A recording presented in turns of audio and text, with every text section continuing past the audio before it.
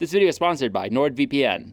Start protecting your internet experience today using code HTME at nordvpn.com/HTME. I've now just entered into the Bronze Age, but the results have been a bit messy and unrefined. So in this video, I will be making some improvements both to the method of heating my metal and the casting materials and techniques to try and yield some better and more refined results, ultimately hoping to create a large blade worthy of a ruler of humanity's first civilization. In my previous video, I was able to break through into the Bronze Age by smelting raw copper and tin ore via the use of charcoal and blowpipes to get a high enough temperature to smelt and cast metals into bronze. However, this process is not the most efficient and took a long time to heat up the small amount of metal I tried to cast. The method also required a lot of blowpipe blowers. This is likely a similar issue faced by early metalworkers who went through a few evolutions of process to make better and better metalworking techniques. So a few improvements could be made, such as better insulation to contain the heat. I used both dirt, sod, and stones in my previous attempts. However, a few techniques can be learned from other fields. In my last video, I made an oven for baking bread using material called cob that was able to withstand heat quite well and is made from clay, dirt, and straw. A similar lesson can be learned from the area of ceramics. Pit-fired pottery, as we've been doing so far, has been done for millennia, but it was eventually replaced by at least 6000 BCE with the kiln. The kiln works similar to the oven, and it insulates the area and allows higher temperatures to be reached. The same concepts with a kiln could then be applied with metals.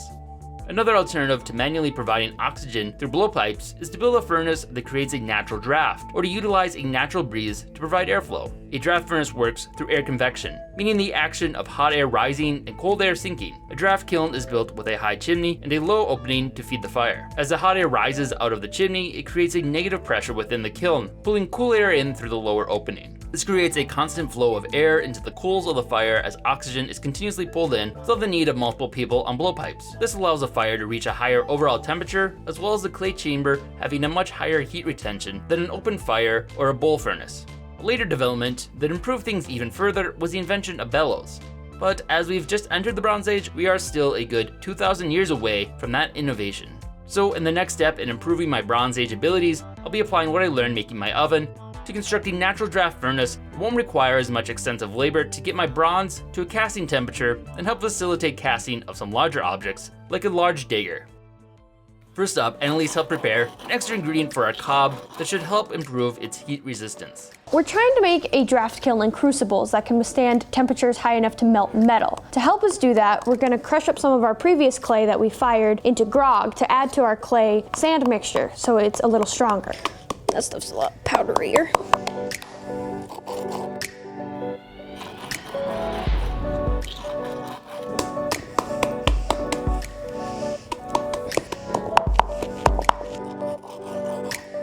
I'm just crushing dirt.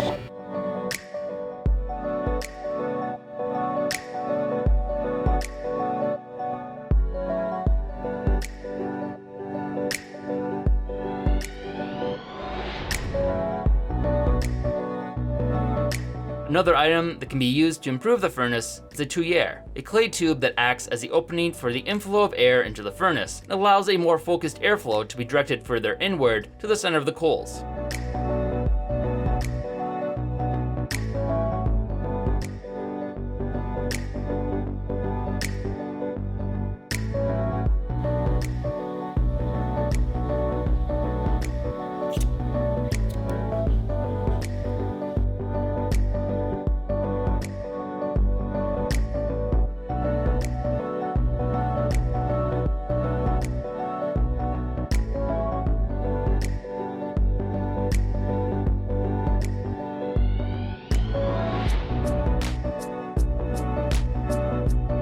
Now, to mix up the clay, sand, grog, and straw, and start building the furnace.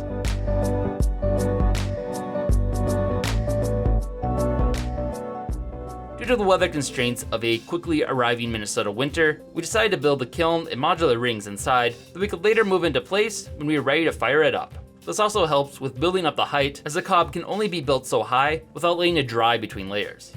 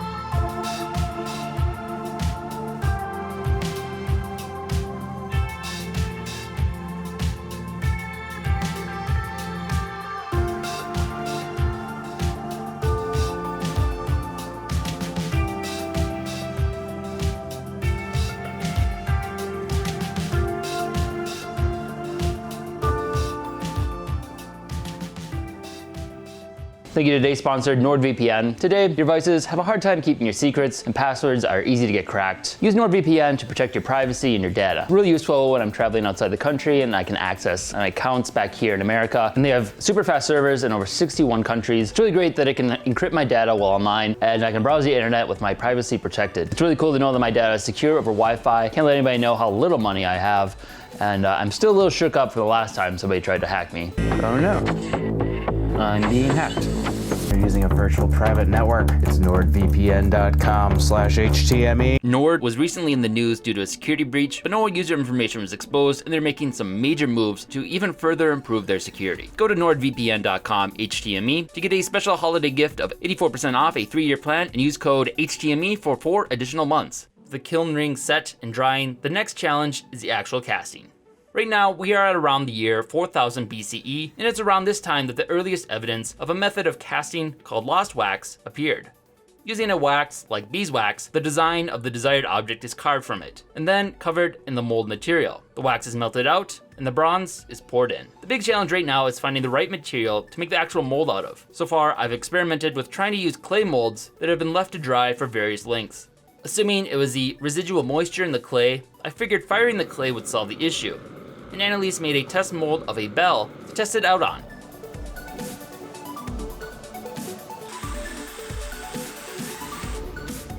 However, the result of that cast still had issues with voids forming in the cast.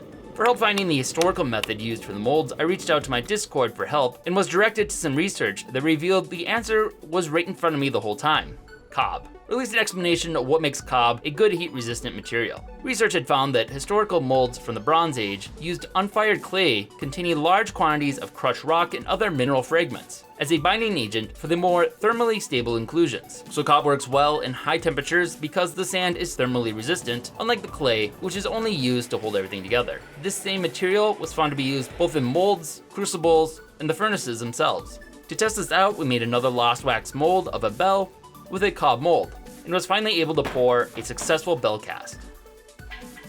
It's a bell.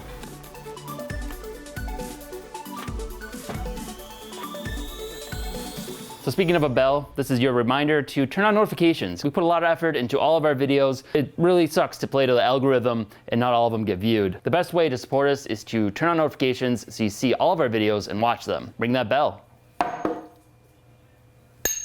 So ring that bell and turn on notifications. With this new knowledge, I had Annalise also make up a new batch of crucibles using the cob that will hopefully be a little better than our last attempts.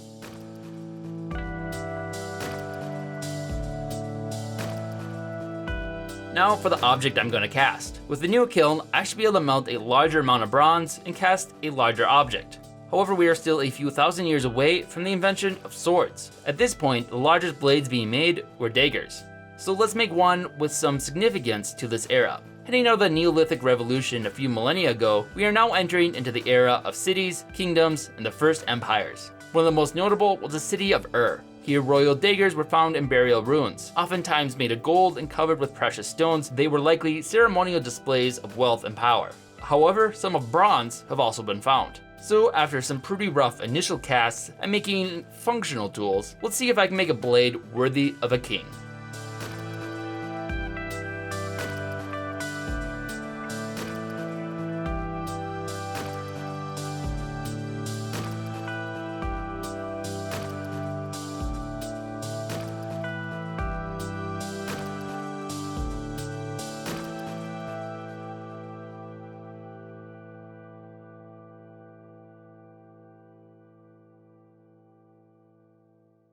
Now to assemble the kiln and fire it up. Got the donuts all stacked up, sealed up as cracks as best we could.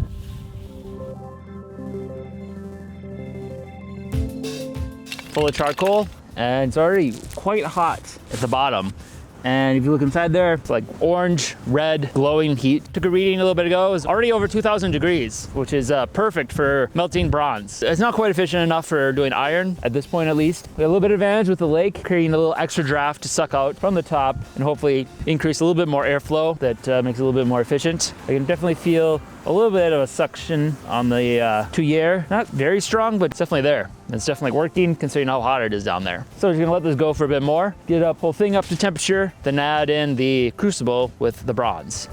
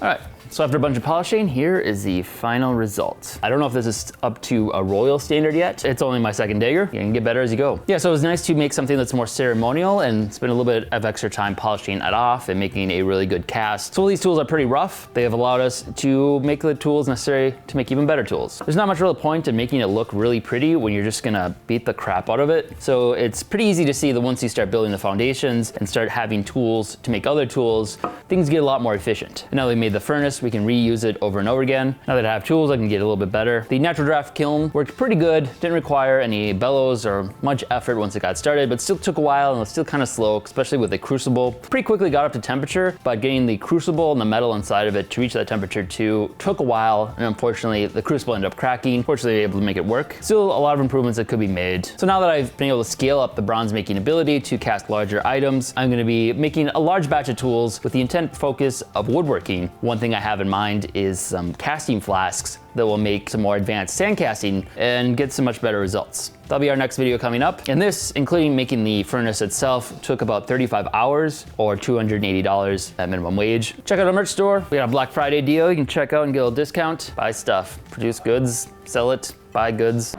like a t-shirt. Lastly, thank you to all of our supporters on Patreon. Without you, this wouldn't be possible. If you enjoy our content and want to see us keep going on to the Iron Age and beyond, please consider supporting us. Any amount really helps. Otherwise, thank you for watching and thanks for your support. If you enjoyed this video, be sure to subscribe and check out other content we have covering a wide variety of topics. Also, if you've enjoyed these series, consider supporting us on Patreon. We are largely a fan-funded channel and depend on the support of our viewers in order to keep our series going. Thanks for watching.